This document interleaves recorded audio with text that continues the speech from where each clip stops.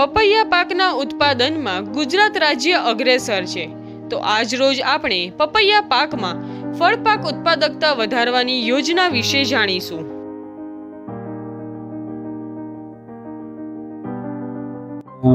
બાગાયત ખાતું ગુજરાત રાજ્ય ગાંધીનગર દ્વારા અત્યારે બાગાયતની તમામ ખેડૂતોને યોજનાઓનો વધારે લાભ મળે તે માટે ખૂબ જ પ્રોત્સાહન યોજના રજૂ કરવામાં આવેલી છે.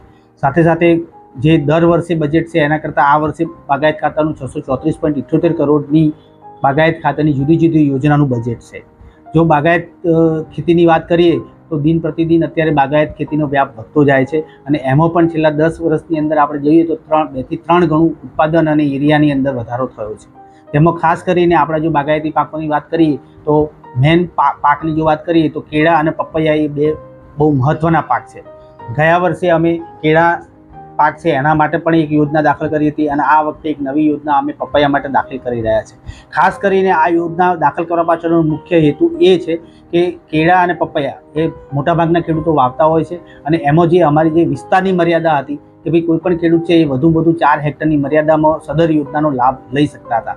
હવે એ જે ખેડૂતો કે જેને 4 હેક્ટરનો લાભ લઈ ચૂક્યા છે અને આજ દિન સુધી ફરી પાછું એ કેળાનું અથવા પપૈયાનું વાવેતર કરે છે તો એવા ખેડૂતોને ફરીવાર આપણે પ્રોત્સાહિત કરી શકીએ એ માટે ગત વર્ષે અમે કેળા માટે પણ યોજના મૂકી હતી અને આ વર્ષે નવી યોજના અમે પપૈયાની ઉત્પાદકતા વધારવા માટેની એક યોજના મૂકી છે.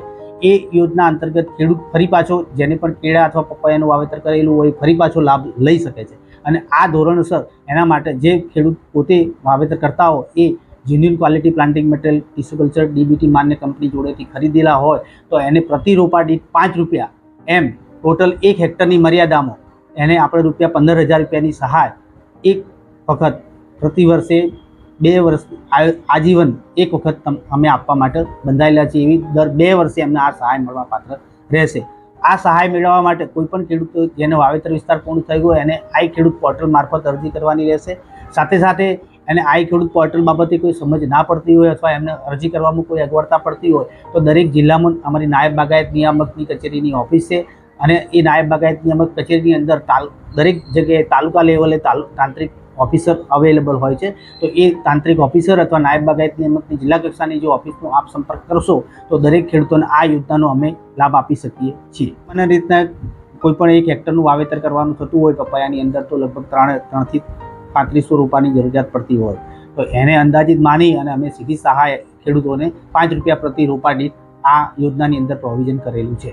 એટલે તમામ ખેડૂતોએ આ નવી યોજનાનો ખાસ સહર્ષ લાભ લે તેવી ખાસ ખેડૂત ભાઈઓને મારી નમ્ર વિનંતી છે.